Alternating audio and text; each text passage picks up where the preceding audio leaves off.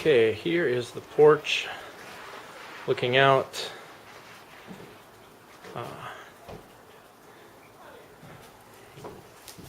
And walk in.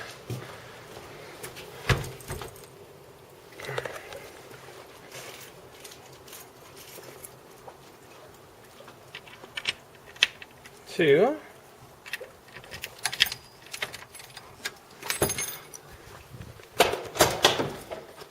the main entry area. So this apparently is kind of like the reception office, and we'll start at the modern wing, which apparently was added in 1959 as a nursing home. Looking back this way, entry through the porch to the right is the original part of the house, which we'll get to. And this is the main level of the nursing home preparatory school. And it's weird, and there's a whole bunch of little rooms, and I'll walk you through it. You really have to be here. This is like playing Doom on your computer. Hopefully you don't get queasy looking. But each of these little rooms has, for the most part, a little sink and a toilet.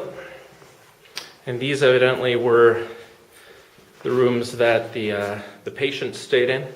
And when it was a preparatory school, the students must have each had their own room down this hall. And kind of the same thing. You'll notice the windows are all relatively newer. Looks like aluminum replacement windows. There's a walk-through bath. Metal replacement windows. The glass seems real solid and not fogged up yet. So looking down the hallway, here's the fire exit to the back. And without spending too much detail on these individual rooms, you get the idea. There's 3 on each side of this main hallway. There's another one.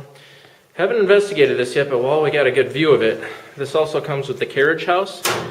And apparently that's it back there. Haven't been in there, but that might have been an additional study space or classroom. Looks like there's a chimney and also a window air conditioner in there. So here's a view of the house from the back.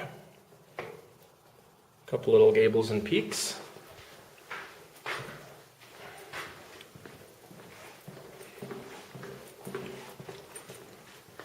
There's another little dorm style room. This is the shower. Shared shower, just a shower in here. Back to the main entranceway. There are rooms that we can't even get into. I'm not sure what's there, but there's a few of them, and I don't even know what's behind that door. The window's blocked off. So from here, we can go down. We're in the main level of the house, and to walk in the original main entry would be that door. And just a quick glimpse of where we're at. There's the front porch, looking out these gigantic picture windows.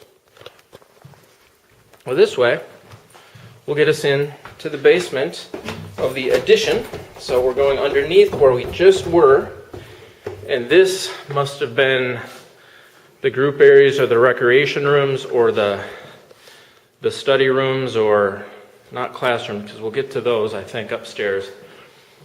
Maybe the cafeteria, but everything's real bright and updated in here for being in a basement. Doesn't smell musty or anything, and the temperature is just fine.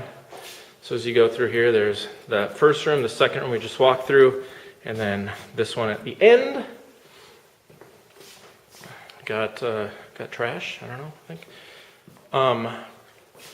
There's little kitchen spots and nooks and can't even give you a good sense of the dimension of this place because there's all these random things that maybe made sense to whoever ran the nursing home or school, but to me, it's hard to kind of understand what's going on here.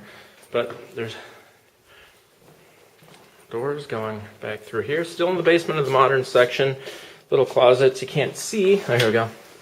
Little sinks. There's dozens of these little sink rooms interspersed throughout. Back into one of the rooms we just came through. And here, lockers. This is a little computer study lab, I'm going to guess. Windows looking out into the common areas we just came from. And these must be the student lockers that were here. Looks like there's 11 or 12 students active at the time. This room goes into where the laundry is. Don't put rubber or plastic articles in the dryers, which are no longer here. But everything looks fairly updated. They've got a handful of water heaters. This one looks fairly new. The others look relatively new, and then that boiler does look quite new, with copper pipes leading into a tangle throughout this building. Now what we can do is head over into the basement, the lower section of the original part of the house, the mansion that was built in the early 1900s.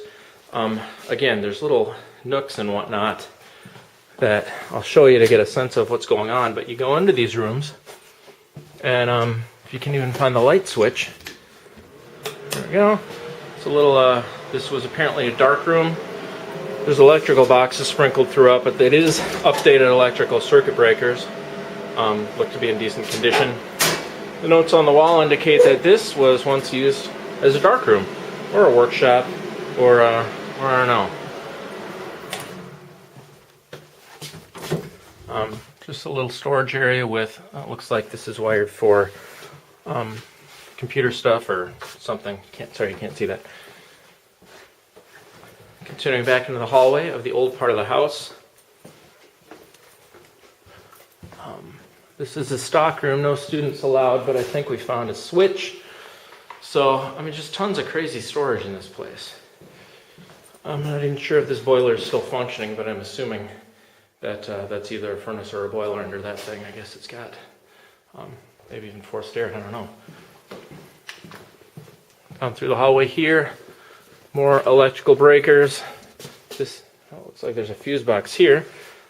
That is where we just came. We're heading to the back of the house on the main level. This is the commercial kitchen. Good size. The equipment looks like it's definitely been used. Commercial refrigerator. Stainless steel sinks. Not sure what those are good for at this point, but it's back here. This and there's a little, can't see it, but a little toilet interspersed throughout. And back here, this is the rear fire exit to the house that would go out into the ground level in the backyard towards the carriage house.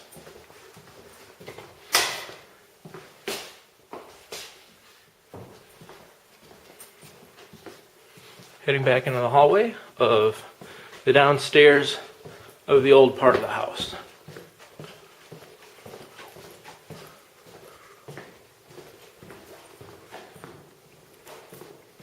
And for this part of the tour, we're going to head back up from where we came. That's going to be it. Second. Back the stairway. Back to where we started at the upper level of the dormitory area. I'm going to shut this off and restart for the next part of the tour.